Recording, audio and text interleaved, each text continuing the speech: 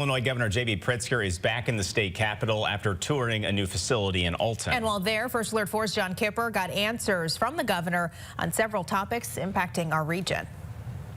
This is the second floor, which is going to be devoted mostly to AI. Illinois Governor J.B. Pritzker getting a tour of the Wedge Innovation Center in downtown Alton Thursday, hearing about the future think tank, workspace, and research lab.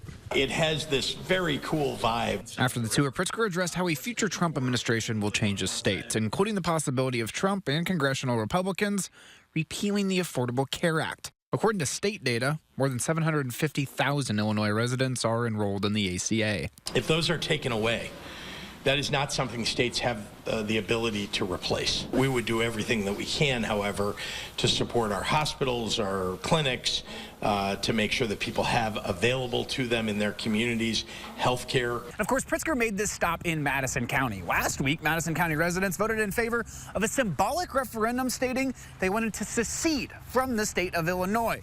Pritzker, on the other hand, did not sound very concerned. I know that Madison County didn't vote for my candidate for president, so I'm not surprised that it voted as it did on the referendum.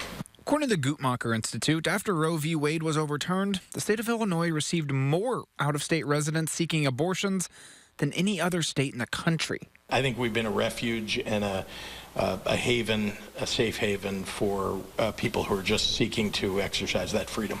State lawmakers passed the SHIELD Act last year, which bans state employees from sharing private health care data to states aiming to prosecute people for abortions. Pritzker says he and other state leaders will continue to do everything they can to protect women. In Alton, John Kipper, First Alert 4.